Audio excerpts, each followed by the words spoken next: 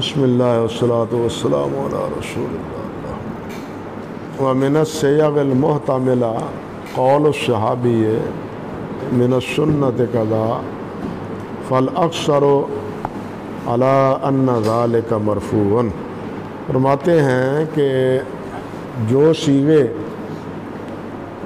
مرفوع حدیث کے ہونے کا احتمال رکھتے ہیں ان میں ایک یہ قول ہے جو صحابی فرماتے ہیں من السنت کذا، کہ سنت اس طرح ہے، مگر اس کے بارے میں فرماتے ہیں فالاکثر علی ان ذالک مرفوع۔ اکثر حضرات کا خیال یہی ہے، ان کی رائے یہی ہے کہ اس کا حکم مرفوع ہے۔ جب صحابی کہے کہ سنت یہ ہے، اکثر کا قول یہ ہے کہ یہ مرفوع ہے، بلکہ نقل ابن عبد البر فیہ الاتفاق، کہ ابن عبد البر رحمۃ اللہ علیہ نے اس پر اتفاق نقل کیا ہے، اس پر اتفاق ہے علماء کا۔ اللہ اکبر۔ اور یہی اتفاق کا دعویٰ یا اظہار امام بہقی نے، اور امام بہقی سے پہلے امام حاکم نے۔ امام بہقی رحمۃ اللہ علیہ کا قول ذکر کیا ہے، حافظ ابن حجر نے بھی رحمۃ اللہ علیہ نے النقط میں اور فتح الباری میں بھی، اور حاکم رحمۃ اللہ علیہ کا جو قول ہے وہ ان کی مستدرک میں بھی ہے اور معرفہ میں بھی۔ نقط کا صفحہ ہے 522 523 جلد 2، اور مستدرک کا صفحہ ہے 358 جلد اول، اور معرفت علوم الحدیث کا صفحہ ہے 22۔ وہ کہتے ہیں کہ جب صحابی من السنہ کہے وہ کیا ہے؟ بالاتفاق مرفوع ہے۔ مگر مصنف رحمۃ اللہ علیہ فرماتے ہیں اللہ اکبر کبیرہ وفی نقل الاتفاق نظر، کہ اتفاق کے دعویٰ میں نظر ہے۔ یہ جو دعویٰ کیا گیا ہے یا کہا گیا ہے بعض حضرات نے کہ من السنت کے لفظ استعمال کریں صحابی تو وہ حکماً مرفوع ہے، ہاں تو کہتے ہیں کہ اس میں اختلاف ہے، اتفاق نہیں۔ حتیٰ کہ فعن الشافعی فی اصل المسألۃ قولان، حتیٰ کہ امام شافعی رحمۃ اللہ علیہ کے بارے میں ہے کہ وہ بھی اس مسئلے میں دو قول رکھتے ہیں، ان کے دو قول ہیں۔ اللہ اکبر کبیرہ، اللہ اکبر کبیرہ، اللہ اکبر۔ کہتے ہیں وَذَهَبَ إِلَىٰ أَنَّهُ غَيْرُ مَرْفُوعٍ ابو بکر السیرفی، ابو بکر سیرفی رحمۃ اللہ علیہ وہ کہتے ہیں کہ یہ مرفوع نہیں ہے، اور یہ بات حافظ نے تو یہاں کہی ہے نا ابو بکر السیرفی کی، مگر نووی رحمۃ اللہ علیہ نے المجموع میں یہ قول نقل کیا ہے ابو بکر الاسماعیلی احمد بن ابراہیم کا۔ المجموع ہے نا ان کی، علامہ نووی کی، یعنی کنیت دونوں کی علیحدہ ایک ہے، ابو بکر ہے۔ اب ایک ابو بکر معروف ہے الرازی کے، ابو بکر الرازی، اور دوسرے ہیں ابو بکر شافیوں میں، ہیں دونوں ابو بکر۔ اللہ اکبر۔ مگر یہ ابو بکر سیرفی جو ہیں ان کے بارے میں اختلاف ہے۔ نووی رحمۃ اللہ علیہ فرماتے ہیں کہ یہ قول ابو بکر احمد بن ابراہیم کا ہے، اور یہی قول علامہ سبکی رحمۃ اللہ علیہ نے طبقات الشافعیہ میں ذکر کیا ہے، نووی رحمۃ اللہ علیہ سے بحوالہ نووی کے، انہی کے ترجمے میں، ابو بکر احمد بن ابراہیم کے ترجمے میں، طبقات الشافعیہ کی جلد نمبر 3 اور صفحہ نمبر 8 ہے۔ اللہ اکبر کبیرہ، اللہ اکبر کبیرہ، اللہ اکبر۔ اور یہ جو ابو بکر السیرفی ہیں، یہ ہے، ان کا نام ہے محمد بن عبداللہ البغدادی، محمد بن عبداللہ البغدادی الاصولی، حتیٰ قیل انہ عالم خلق اللہ تعالی بالاصول بعد الشافعی، یہاں تک کہا گیا ہے کہ امام شافعی کے بعد پوری مخلوق میں اصول کو زیادہ جاننے والے یہ ہیں ابو بکر سیرفی رحمۃ اللہ علیہ، جن کا نام محمد بن عبداللہ البغدادی ہے۔ اور یہ قول بھی خطیب اپنے سبکی نے طبقات الشافعیہ میں انہی کے ترجمے میں ذکر کیا ہے۔ اللہ اکبر کبیرہ۔ اللہ، بہرحال اس میں اختلاف ہے، کہنے کا مقصد یہ ہے کہ یہ ابو بکر سیرفی کا قول ہے یا ابو بکر اسماعیلی کا قول ہے۔ کہنے کا مقصد یہ تھا کہ یہ قول ابو بکر سیرفی کا ہے یا ابو بکر اسماعیلی کا ہے۔ علامہ نووی رحمۃ اللہ علیہ فرماتے ہیں کہ یہ ابو بکر اسماعیلی کا قول ہے، اور انہی کے حوالے سے یہ ان کے ترجمے میں طبقات الشافعیہ میں بھی یہ قول منقول ہے۔ مگر یہاں حافظ رحمۃ اللہ علیہ اس سے مراد ابو بکر سیرفی لیتے ہیں، اور بلا شبہ سیرفی یہ بہت بڑے اصولی تھے، جس طرح کہ آپ کے سامنے میں نے طبقات الشافعیہ کی عبارت سامنے رکھی ہے کہ امام شافعی رحمۃ اللہ علیہ کے بعد پوری مخلوق میں اصول کو سب سے زیادہ سمجھنے اور جاننے والے یہی ابو بکر سیرفی تھے۔ اور دوسرے ابو بکر ہے حنفی، وہ ہے الرازی، ابو بکر الرازی، جن کا نام احمد بن علی ہے، جو معروف ہے ابو بکر جساس سے، جن کی یہ ہے نا قرآن مجید پر احکام القرآن ان کی معروف ہے، احکام القرآن ابو بکر جساس کی۔ ابو بکر جساس کی اصول فقہ پر بھی کتاب ہے، چھپی ہوئی ہے، وہ بھی بہت اصولی تھے، لیکن یہ بات ذہن میں رہنا چاہیے کہ یہ اصولی حنفی ہونے کے باوجود معتزلی بھی تھے۔ ہاں جی، یہ اصولی اور حنفی ہونے کے ساتھ ساتھ معتزلی بھی تھے۔ یہی وجہ ہے کہ یہ جساس خبر واحد کے پر بھی بہت نقد کرتا ہے، اور حضرت ابو ہریرہ رضی اللہ تعالیٰ عنہ کے روایات پر بھی نقد کرتا ہے، یہی سیرفی اپنے ابو بکر رازی۔ اور اس کا ثبوت خود اس کی جو احکام القرآن ہے نا اس میں موجود ہے۔ چلیے خیر، یہ اشارہ میں نے کر دیا ہے۔ کہتے ہیں وابن حزم من اہل الظاہر، اور اہل ظاہر میں سے ابن حزم رحمۃ اللہ علیہ، ان کا بھی خیال یہی ہے کہ یہ مرفوع نہیں ہے۔ احکام الاحکام میں پہلی جلد صفحہ نمبر 194 میں انہوں نے یہ چیز ذکر کی ہے، اور ان کا استدلال بھی حدیث سے ہے۔ یہ فتح الباری کی چوتھی جلد لائے نا، جو ہے شیخ بن باز رحمۃ اللہ علیہ والی، یہ معروف واقعہ بھی ہے، اور یہ حدیث ہے اصل میں حضرت عبداللہ بن عمر سے رضی اللہ تعالی عنہما، قال الیس حسبکم سنت رسول اللہ صلی اللہ علیہ وسلم ان حبس احدکم عن الحج طاف بالبیت وبالصفا والمروہ ثم حل من کل شیء۔ اب یہاں عبداللہ بن عمر کیا کہتے ہیں؟ الیس حسبکم سنت رسول اللہ۔ آپ تو کہتے ہیں نا کہ جس وقت احرام باندھے تو احرام باندھنے کے وقت کیا کریں؟ اللہم محلی حیث ما حبستنی، احرام کو مشروط کر لے، جہاں روک لیا گیا یا کوئی سبب رکنے کا بن گیا میں وہاں حلال ہو جاؤں گا، وہ میری مجبوری ہوگی، تو اس پر کوئی دم نہیں ہوگا، اس پر کوئی دم نہیں ہوگا۔ حضرت عبداللہ بن عمر اس کے قائل نہیں ہیں، امام شافعی بھی اس کے قائل نہیں ہیں۔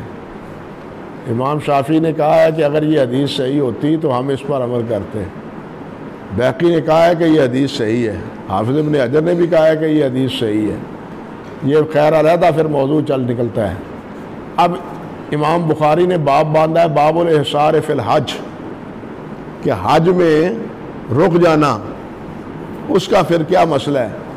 تو وہاں عبداللہ بن عمر فرماتے ہیں الیسا حسبکم سنت رسول اللہ صلی اللہ علیہ وسلم، نبی صلی اللہ علیہ وسلم کا رکنا سنت نبی علیہ السلام کی تمہیں معلوم نہیں کہ ان حبس احدکم عن الحج طاف بالبیت وبالصفا والمروہ ثم حل، ہاں طواف کرے اور صفا مروہ کی سعی کرے اور احلال ہو جائے، اللہ لا خیر صلی اللہ، حج نہ کرے کچھ نہیں ہوگا، لیکن یہ کرے، یہ نہیں کہ محلی ہے صبح حبستہ نہیں کہہ کے اپنے لیے ہر چیز کو حلال اور درست قرار دے لے۔ یہ اس سے استدلال کیا ہے حافظ ابن حجر رحمۃ اللہ علیہ نے، اور بھی ان کے استدلال ہیں جس کی تفصیل احکام الاحکام میں آپ دیکھ سکتے ہیں۔ فرماتے ہیں حافظ کیا کہتے ہیں وَاحْتَجُّوا بِأَنَّ السُّنَّةَ تَتَرَدَّدُ بَيْنَ النَّبِيِّ صلی اللہ علیہ وسلم وَبَيْنَ غَيْرِهِ، کہتے ہیں کہ ان کا استدلال اس سے ہے کہ سنت کا لفظ یہ نبی علیہ السلام پر بھی اور نبی علیہ السلام کے علاوہ بھی استعمال کیا گیا ہے، ان کے درمیان تردد ہے، نبی علیہ السلام کے قول پر بھی اور خلفائے راشدین کے قول و فعل پر بھی اس کا اطلاق ہوا ہے۔ نبی علیہ السلام نے خود فرمایا علیکم بسنتی و سنت الخلفائے الراشدین، یہ بھی آپ نے یہ بات فرمائی۔ حضرت علی رضی اللہ تعالیٰ عنہ سے ہے نا، فرماتے ہیں کہ نبی علیہ السلام کے دور میں شرابی کو یہ کوڑے لگائے گئے، ہاں ابو بکر کے دور میں ایسے لگائے، عمر فاروق کے ایسے، عثمان کے دور میں ایسے، وہ ساری تفسیر کہنے کے بعد کہتے ہیں کل سنہ، یہ سب سنت ہے۔ اب دیکھیے نا، اب ساری ہر چیز تو سنت نہیں ہو سکتی نا، سنت تو ایک ہی ہوگی، تو کہتے ہیں یہ سنت کا لفظ متردد ہے، یہ عمل صحابہ پر بھی اس کا اطلاق ہوتا ہے اور اس کا اطلاق نبی علیہ السلام کے فعل پر بھی ہوتا ہے۔ اس لیے جب یہ لفظ مشترک ہے تو پھر اس سے مراد نبی علیہ السلام کی سنت لینا یہ درست نہیں ہے، یہ محل نظر ہے۔ اب دیکھیے نا عبداللہ بن زبیر کے ایک اثر ہے، صف القدمین و وضع الید علی الید من السنہ، صف القدمین وضع الید علی الید من السنہ۔ اب عبداللہ بن زبیر یہ کہتے ہیں کہ پاؤں کو ملا کے کھڑے ہونا چاہیے، درمیان میں فاصلہ نہیں ہونا چاہیے۔ اور عجیب بات یہ ہے کہ شیخ البانی نے اس کو صحیح بھی کہا ہے، شیخ البانی نے اس کو ارواء الغلیل پکڑے دوسری جلد، اور جس حکمت عملی سے کہا ہے وہ بھی عجیب۔ اب یہ ہے جی وَرُوِيَ مَوْقُوفًا أَخْرَجَهُ ابن ابی شیبہ بسند صحیح عن ہشام ابن عروہ قال اخبرنی من رأى ابن الزبیر یصلی قد صف بین قدمیہ والزق احدہما بالاخری ثم روى نحوہ عن ابن عمر من فعلہ وسندہ صحیح، اور اس کی سند صحیح ہے۔ اب سوال تو یہ پیدا ہوتا ہے کہ یہ اگر عبداللہ بن زبیر رضی اللہ تعالی عنہ کے اثر کے بارے میں یہ کہہ رہے ہیں تو اس میں تو یہ ہے کہ اخبرنی من رأى ابن زبیر، یہ تو مجہول ہے، یعنی ہشام بن عروہ کہتے ہیں اخبرنی من رأى ابن زبیر، اب یہ من رأى ابن زبیر کون ہے وہ تو مجہول ہے، مبہم ہے، سمجھے نا؟ تو اس کے بارے میں یہ کہنا کہ سندہ صحیح یہ تو درست نہ رہا، سمجھے نا بات؟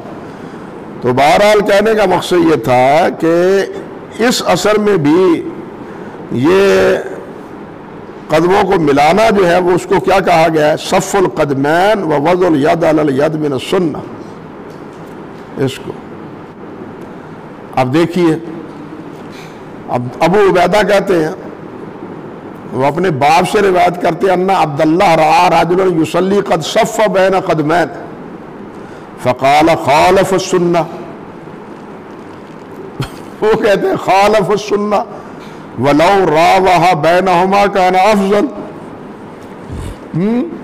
قال البہقی مرسل، شیخ فرماتے ہیں یعنی منقطع بین ابی عبیدہ و ابیہ عبداللہ بن مسعود فإنہ لم یسمع منہ کما تقدم، اور اس کی معارضت میں، یہ معارض میں، تعارض میں یہ عبداللہ بن زبیر کا اثر لاتے ہیں۔ اب ایک اثر میں من سنہ و مرسل، ایک اثر میں من السنہ، یہ اب سنت کیا ہوئی؟ جبکہ دیکھیے ابو عبیدہ بلا شبہ کیا ہیں، ان کا سماع حضرت عبداللہ بن مسعود رضی اللہ تعالیٰ عنہ سے نہیں ہے، چھوٹے تھے بہت جب فوت ہو گئے۔ مگر امام دارقطنی نے ایک بات کہی ہے السنن میں، یہ جو ہے نا قتل کی دیت ہے نا، اس مسئلے کو بیان کرتے ہوئے وہ دیت ذکر کی ہے اسی ابو عبیدہ عن عبداللہ بن مسعود رضی اللہ تعالی عنہ، اور پھر یہ بات کہی ہے کہ عبداللہ بن عمر کے اقوال اور افعال کو سب سے زیادہ جاننے والے ابو عبیدہ تھے۔ عبداللہ بن مسعود کے اقوال اور افعال کو، ٹھیک ہے مرسل ہے، لیکن یہ ان کے گھر کا دوسرے صورت میں مسئلہ ہے، ان کے بیٹے تھے، گویا ان کے گھر میں یہ بات تھی، اسی بنیاد پر وہ کہتے ہیں کہ عبداللہ بن مسعود کے اقوال و افعال سب سے زیادہ جاننے والے وہ ابو عبیدہ ان کے بیٹے تھے، اور اس روایت کو امام دارقطنی نے قبول بھی کیا ہے، بلکہ دوسرے محدثین بھی قبول کرتے ہیں، سمجھے یا نہیں؟ اس لحاظ سے اگر دیکھیں تو عبداللہ بن مسعود رضی اللہ تعالیٰ عنہ کا اثر وہ راجح قرار پاتا ہے عبداللہ بن زبیر کے اثر سے، کیونکہ عبداللہ بن زبیر کے اثر میں تو راوی ہی مبہم ہے، نام ہی کوئی نہیں ہے۔ بہرحال یہ علیحدہ مسئلہ ہے۔ کہنے کی بات یہ تھی کہ جن حضرات نے دعویٰ اتفاق کیا ہے وہ درست نہیں ہے۔ لم یضفها الى صاحبها كسنة العمرين وفي نقل الاتفاق نظر فعن الشافعی في اصل المسألہ قولان، ایک قول قدیم ایک قول جو ہے نا وہ جدید، وذهب الى انه غیر مرفوع ابو بکر السیرفی من الشافعیہ و ابو بکر الرازی من الحنفیہ، یہ ابو بکر رازی کے علاوہ یہی قول جو ہے نا وہ علامہ کرخی کا بھی ہے، اللہ اکبر کبیرہ، بلکہ النقط میں امام الحرمین نے کہا ہے کہ محققین کا یہی قول ہے، محققین کا یہی قول ہے، امام الحرمین نے یہاں تک کہہ دیا۔ وَاحْتَجُّوا بِأَنَّ السُّنَّةَ تَتَرَدَّدُ بَيْنَ النَّبِيِّ صلی اللہ علیہ وسلم و بین غیرہ، جس طرح کہ میں نے کچھ مثالیں دی۔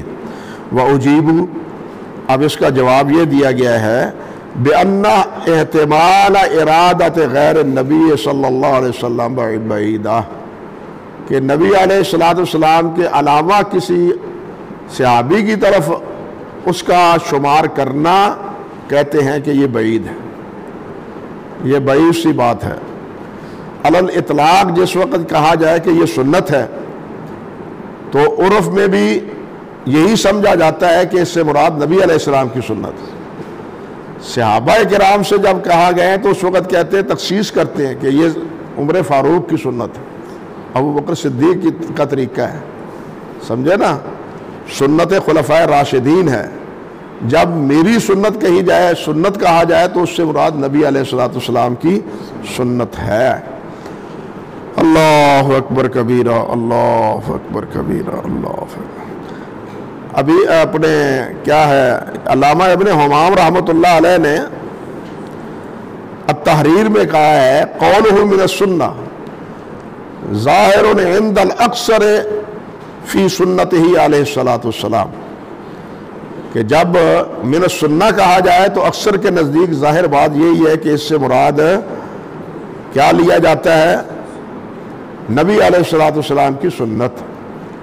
اسی کی شرح میں ابن امیر الحاج کہتے ہیں، تحریر کی شرح تقریر، اس میں ابن امیر الحاج کہتے ہیں ھذا قول اصحابنا المتقدمین وبہ اخذ صاحب المیزان والشافعیہ وجمہور المحدثین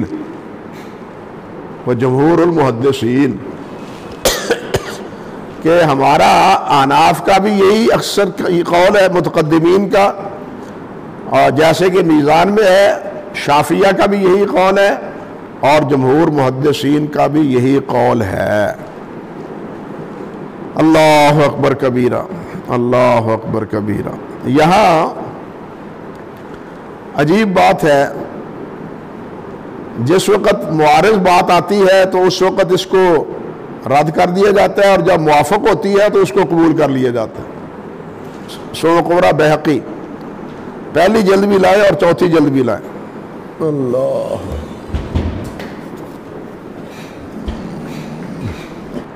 یہ حضرت بحث کرتے ہیں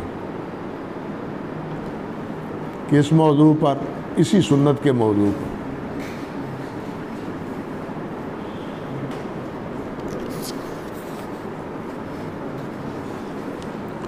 وہ حضرت عبداللہ بن عباس کی روایت ہے نا کہ انہوں نے نماز میں سورۃ فاتحہ پڑھی، نماز تراویح اپنے جنائز میں، اور پھر آخر میں کیا کہا؟ سنت یہ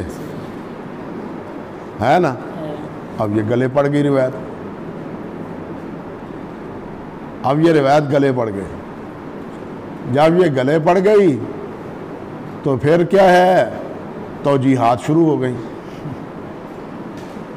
اس سنت کا کیا معنی ہے، کیا مفہوم؟ ابھی محشی کہتے ہیں قلت الاختلاف فی رفع الحدیث بلفظ سنت معروف۔ اب وہ آگے وہی بات کہتے ہیں جو میں نے پہلے ذکر کی حضرت علی رضی اللہ تعالیٰ عنہ، اور پھر آگے یہ ابن الترکمانی سے بھی اور دوسرے اقوال اس مسئلے میں ساری تفصیل یہ لاتے ہیں، اور پھر توجیحات کرتے ہیں کہ قیل المراد بالسنت فی حدیث ابن عباس الطریقۃ المسلوکہ عام من ان تکون واجبہ و مستحبہ، مستحب ہو یا واجب ہو، اس سے سنت سے مراد صرف یہ طریقہ ہے، یعنی اس کی پھر توجیحات جو فقہا کی ہوتی ہیں نا پھر وہ ساری کرتے ہیں۔ اسی طرح یہ دیکھیں 303 ابن شہاب زہری کہتے ہیں سنت ان یغتسل الذی یغتسل المیت، یہی قول سعید بن مسیب کا ہے ان من السنت ان یغتسل من غسل میتا، مگر یہ کیا کہتے ہیں؟ وہ اکثر علماء الحدیث علی ان الصحابیہ اذا قال امرنا بقضا اور نہینا عن قضا اور من السنت قضا فهو من قبیل المرفوع وهو الصحیح عندهم، وقال ابو بکر الخطیب فی الکفایہ ما ملخصه واذا قال من بعد الصحابہ امرنا فلا يمتنع یعنی امر الائمۃ و امرهم اجماع یحتج به کامر علیہ السلام واذا قد ثبت امره علیہ السلام بما، یہ آگے چلتے ہیں ساری بات۔ ہاں لیکن یہی حضرت صاحب جب آگے آتے ہیں اللہ آپ کا بھلا کرے، ہاں تیسری نہیں چوتھی جلد کے 38 صفحہ پر، تو وہ وہاں جا کے کیا فرماتے ہیں؟ اللہ اکبر کبیرہ، اللہ اکبر کبیرہ، اللہ، وہاں پھر وہی یہی بات ہے ابن عباس والی، وقال انہا سنہ، کہتے ہیں اللہ ثم ان الحدیث لا يدل على فریضۃ القراء ولم يصرح انها سنته علیہ السلام، فلم يصرح بانه سنته علیہ السلام فیحتمل ان یکون رأیہ اور رأى غیرہ من الصحابہ وهم مختلفون فتعارضت آراؤہم، اب یہاں آ کے یہ کہتے ہیں وہاں کیا ہے کہ جناب سنت کا مفہوم محدثین کے نزدیک یہ ہے، اور یہاں کہتے ہیں کہ نہیں، سنت سے مراد شاید ان کی اپنی رائے ہو، صحابہ کی دوسری رائے ہو، دوسرے اختلاف بھی ہیں صحابہ کے، اس سے مراد مرفوع نہیں موقوف ہو. یعنی یہ کھینچا تانی ختم نہیں ہوتی. جو وہ اصول مختلف ہی ہوتا ہے نا، اس اصول سے پھر ہر ایک اپنا اپنا فائدہ اٹھاتا ہے، ہر ایک اپنا اپنا مفاد دیکھتا ہے. صحیح بات یہ ہے، راجع یہی ہے کہ جب سنت کا لفظ علی الاطلاق کہا جائے کہ ھذا من السنہ، تو اس سے مراد مرفوع حدیث ہوتی ہے، اور اگر اس سے کے علاوہ کہیں یہ چیز استعمال ہوئی ہے تو پھر اس کی کوئی نہ کوئی توجیہ یا تعویل اس میں کرنی چاہیے، نہ کہ سنت کے لفظ میں تعویل کرنی چاہیے. سمجھے بات یا نہیں؟ اب دیکھیے حافظ کیا کہتے ہیں رحمۃ اللہ علیہ، فرماتے ہیں وَرَوَى الْبُخَارِيُّ فِي صَحِيحِهِ فِي حدیث ابن عباس عن سالم بن عبداللہ بن عمر عن ابیہ فی قصتہ مال حجاج بن یوسف کے ساتھ، حین قال لہ، جب انہیں کہا ان کنت ترید السنہ فحجر بالصلاۃ یوم عرفہ، اور اگر تم سنت چاہتے ہو تو پھر یہ نماز جو ہے نا یہ جلدی پڑھ لو، دوپہر کے وقت جلدی پڑھ لو. اور اس کو کیا کہتے ہیں؟ سنت. سالم اس کو کیا کہتے ہیں حجاج کے سامنے؟ سنت. قال ابن شہاب کہتے ہیں فقلت لسالم، میں نے سالم سے پوچھا افعلہ رسول اللہ صلی اللہ علیہ وسلم، فقالا وحال یعنون بذالک الا سنتہ صلی اللہ علیہ وسلم، کیا اس سے مراد نبی علیہ السلام کے علاوہ کسی اور کی سنت بھی مراد لیتے ہیں؟ سمجھے؟ یعنی جب یہ لفظ بولا جائے کہ من السنہ، تو سالم کہتے ہیں اس سے مراد نبی علیہ السلام کی سنت ہی لیتے ہیں، کسی اور کی سنت مراد نہیں لیتے. امام زہری کے استفسار کے جواب میں انہوں نے یہ بات فرمائی. اللہ اکبر کبیرہ. فنقل سالم وهو احد الفقهاء السبعہ، امام سالم بن عبداللہ بن عمر جو احد الفقهاء السبعہ مدینہ کے ہیں، واحد الحفاظ من التابعین من عن الصحابہ، اور صحابہ سے روایت کرنے والوں میں ایک حافظ تابعی ہیں، انہم اذا اطلقوا السنہ لا یریدون بذالک الا سنت النبی صلی اللہ علیہ وسلم. اور فقہائے سبع جو ہیں وہ کون ہیں؟ وہ اس میں اختلاف ہے، تھوڑا سا اختلاف ہے. فقہائے سبع کے بارے میں بعد نے نظم بھی کیا ہے، محمد بن یوسف حلبی رحمۃ اللہ علیہ نے. انہوں نے کہا ہے الا کل من لا یقتدی بائمۃ فقسمتہ زیزہ عن الحق خارجہ فخذہم عبید اللہ عروہ قاسم سعید ابو بکر سلیمان خارجہ. یہ 7 آئے عبید اللہ بن عبداللہ بن عتبہ بن مسعود، عروہ بن زبیر، قاسم بن محمد بن ابی بکر، اور سعید بن مسیب، اور ابو بکر بن عبد الرحمن، اور سلیمان بن یسار، اور خارجہ بن زید. یہ جس طرح کے تغلیق و تعلیق میں حافظ ابن حجر رحمۃ اللہ علیہ نے اس کو ذکر کیا ہے. اور اسی طرح معرفہ میں بھی حاکم رحمۃ اللہ علیہ نے ان حضرات کا نام معرفت علوم الحدیث میں بھی لیا ہے. معرفت علوم الحدیث کا صفحہ نمبر ہے 43-44، اور تغلیق التعلیق کا ہے صفحہ نمبر 118-119 جلد 2. اور یہاں بعد نے اختلاف کیا ہے، بعد کہتے ہیں کہ 7ویں ابو سلمہ بن عبد الرحمن بن عوف ہیں،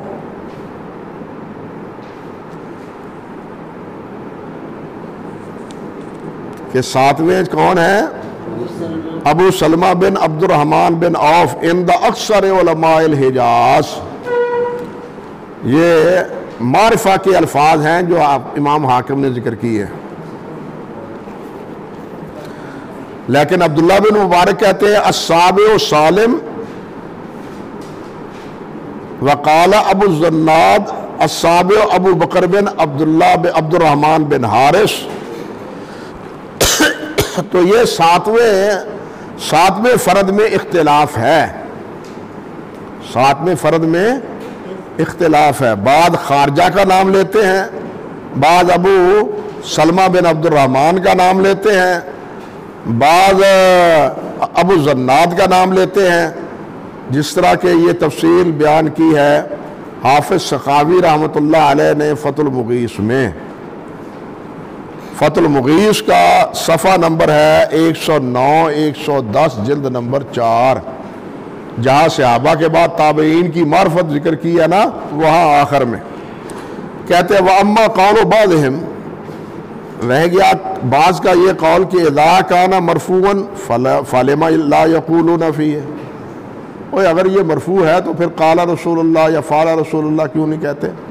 میں نے سننا کہنے کا تکلف کیوں کرتے ہیں؟ سیدھی بات کہے تاکہ کوئی الجھاؤ نہ ہو. فلما لا یقولون فیہ قال رسول اللہ صلی اللہ علیہ وسلم, فجوابہ انہم ترکوا الحجز بذالک تورعا و احتیاطا. کہتے ہیں کہ وہ بسا اوقات اس کو چھوڑ دیتے ہیں کیا کرتے ہوئے؟ جزم کو. قال رسول اللہ کہنے کی بجائے وہ کیا تورعا اور احتیاطاً وہ سنت کا لفظ بول دیتے ہیں. قال رسول اللہ میں جتنا حزم ہے, یقین ہے, وہ سنت میں اس طرح نہیں ہے. سنت میں پھر بھی کچھ نہ کچھ احتمال ہے, لیکن قال رسول اللہ میں تو احتمال ہے ہی نہیں. تو اس لیے وہ احتیاطاً من السنہ کہہ دیتے ہیں کہ صحابہ کا قول تو ہے ہی نا, وہ چلو اللہ کے رسول کا نہیں تو صحابہ کا تو ہے ہی نا, سمجھے یا نہیں؟ تو اس لیے تورعاً وہ یہ بات بولتے ہیں. وَمِنْ هَذَا قَوْلُ أَبِي قِلَابَةَ عَنْ أَنَسَ مِنَ السُّنَّةِ إِذَا تَزَوَّجَ الْبِكْرَ عَلَى السَّيِّبِ أَقَامَ عِنْدَهَا سَبْعًا أَخْرَجَاهُ فِي الصَّحِيحَيْنِ. قال ابو قلابہ لو شئت لَقُلْتُ إِنَّ أَنَسًا رَفَعَهُ إِلَى النَّبِيِّ صلی اللہ علیہ وسلم. اے لو قُلْتُ لَمْ أَكْذِبْ, اگر میں یہ کہوں تو میں جھوٹ نہیں بولتا, میں سچ کہتا ہوں. لِأَنَّ قَوْلُهُ مِنَ السُّنَّةِ هَذَا مَعْنَاهُ, یہ اس کا مفہوم یہی ہے کہ یہ بات کیا ہے؟ نبی علیہ السلام کی ہے. لیکن ایرادہ بالصیغۃ التی ذکرہا الصحابی اولا, لیکن جس ذکر سے, جس سیغے سے صحابی نے ذکر کیا ہے اسی سے اس کو ذکر کرنا کیا ہے؟ اولا ہے. اللہ اکبر کبیرہ, اللہ اکبر کبیرہ, اللہ اکبر. ابن دقیق العید رحمۃ اللہ علیہ انہوں نے یہاں یہ بات کہی ہے اذا کان المامور بہ یحتمل التردد بین الشیئین, جس وقت کسی چیز کا حکم دیا گیا ہو تو اس میں تردد, دو چیزوں کے مابین تردد ہوگا. اما اذا کان لا مجال للاجتہاد فیہ کحدیث امر بلال ان یشفع الاذان. ایک تو وہ کہ جس میں اجتہاد کا دخل نہیں ہے, وہاں تو یہ کیا ہوگی؟ بالکل مرفوع. فَهُوَ مَحْمُولٌ عَلَى الرَّفْعِ قَطْعًا, وہاں قطعاً قطعی طور پر یہ بات, اللہ آپ کا بھلا کرے, احکام الاحکام جو ہے نا ابن دقیق العید کی, اس کے صفحہ نمبر 169 جلد 2 میں انہوں نے یہ بات فرمائی ہے. اور یہ فتح المغیث میں, فتح الباری میں بھی یہی بات ہے. لیکن عجیب بات ہے کہ حضرت عینی صاحب, انہوں نے تو حافظ ابن حجر کی جیسے کہ مخالفت میں ادھار کھائے بیٹھے ہیں. وہ کہتے ہیں کہ لا حجت لہم فیہ, وہ یہ جو حدیث ہے امر بلال ان یشفع الاذان, کہ آذان جو ہے نا اس کو کیا کہے؟ دوہرا، اور تکبیر کو کیا کہے؟ اکارہ. جس طرح عموماً ہم کہتے ہیں اس میں کوئی حجت نہیں ہے تمہارے لیے. لِأَنَّهُ لَمْ يَذْكُرِ الْآمِرُ، انہوں نے ذکر ہی نہیں کیا کہ حکم کس نے دیا ہے. حضرت بلال کو فَيَحْتَمِلُ أَن يَكُونَ هُوَ النَّبِيُّ صلی اللہ علیہ وسلم أَوْ غَيْرُهُ. اعوذ باللہ من الشیطان الرجیم. وہ بلال کو اذان کہنے کا حکم اللہ کے رسول کے علاوہ کوئی اور دے سکتا ہے؟ اندازہ کیجئے کہ جب یہ لوگ تعویل کا دروازہ کھولتے ہیں تو کہاں تک پہنچتے ہیں. یہ شرح بخاری میں کہتے ہیں 495 جلد اول میں. حالانکہ بعض طرق میں یہ بات موجود ہے کہ ان النبی صلی اللہ علیہ وسلم امر بلالا، بعض طرق میں اور نسائی میں یہ ہے کہ امر النبی صلی اللہ علیہ وسلم بلالا، کہ نبی علیہ السلام نے حکم دیا. مگر یہ ساری روایتیں آنکھوں میں پردہ پہ آ جاتا ہے. جواب دینا ہے کوئی نہ کوئی. یہ عالم ہے، تقلید کا یہ نتیجہ ہے کہ کچھ نہ کچھ جواب ضرور دیں گے. انا للہ و انا الیہ راجعون. چلیے بھائی، ومن ذالک، اور اسی میں سے قول صحابی ہے امرنا بکذا، کہ ہمیں حکم دیا گیا ہے اس طرح. اور نہینا عن کذا فالخلاف فیہ کالخلاف الذی قبلہ، لأن مطلق ذلك ينصرف بظاہرہ الی من لہ الامر والنہی. اس لیے کہ جب مطلب یہ کہا جائے تو اس کا ظاہر یہی ہے کہ اس کا حکم دینے والا کون ہے؟ نبی علیہ السلام. جب صحابی یہ کہیں، یہ جس طرح حضرت بلال کے بارے میں کی روایت میں نے ذکر کی ہے، وہو، اور وہ عامر اور ناہی کون ہے؟ هو الرسول صلی اللہ علیہ وسلم. حضرت ام عطیہ سے ہے نا رضی اللہ تعالی عنہ سے کہ امرنا ان نخرج فی العید العواتق و ذوات الخدور، ہمیں حکم دیا گیا ہے کہ جو پردے والی ہیں سب عید کے لیے نکلیں. اب یہ حکم کس نے دیا ہے؟ نبی علیہ السلام نے دیا ہے. صحابہ جب یہ لفظ امرنا کہتے ہیں یا امرنا کہتے ہیں یا نہینا کہتے ہیں یا نہا کہتے ہیں تو اس سے مراد بھی کون ہوتے ہیں؟ نبی علیہ السلام. وخالف فی ذلک طائفۃ تمسکوا باحتمال ان یکون المراد غیرہ، اور ایک گروہ نے اس موقف کی مخالفت کی ہے اس احتمال کی بنا پر کہ شاید اس سے مراد کوئی اور بھی عامر ہو، جس طرح کہ علامہ عینی نے کہہ دیا ہے. کہتے ہیں کہ امر القرآن، کہتے ہیں جیسے یہ قرآن کا حکم ہے، اول اجماع یا اجماع کا، او بعض الخلفاء اول استنباط، اول استنباط. وہ جیسے ابن عباس کے قول کے بارے میں آپ نے سنا ہے نا کہ شاید یہ ان کا استنباط ہو، تو کہتے ہیں وہ اجیبوا بأن الاصل هو الاول، وہ پہلے کی طرح. یہاں بھی وہی جواب ہے کہ اصل کیا ہے؟ اس سے مراد نبی علیہ السلام ہے. وما اداہ محتمل، اس کے علاوہ باقی جو احتمال، باقی مفہوم وہ محتمل ہیں. لکنہ بالنسبت الیہ مرجوح، لیکن نبی علیہ السلام کی نسبت سے ان کے مقابلے میں یہ کیا ہے؟ مرجوح ہے. وایضاً، اور یہ بھی فمن کان فی طاعت رئیس اذا قال امرت لا یفان ان عامرہ لیس الا رئیسہ. اور یہ بھی بھائی جو ایک آدمی ملازم ہے اپنے رئیس کا، اپنے کہنا چاہیے کہ نمبردار کا یا اپنے بڑے کا، ذمہ دار کا، وہ ملازم ہے. اب وہ اگر وہ کہے کہ مجھے یہ حکم دیا گیا ہے تو اس سے کیا مراد ہوگی؟ اس کا رئیس مراد ہوگا نا، کوئی اور اڑوسو پڑوسی تو مراد نہیں ہوگا نا. بھائی جب یہ امت کہے، امت کا فرد صحابی کہے کہ مجھے یہ حکم دیا گیا ہے تو صحابی کو حکم دینے والا کون ہے؟ وہ اس سے مراد ظاہری تقاضا یہی ہوتا ہے کہ اس سے مراد نبی علیہ السلام ہے.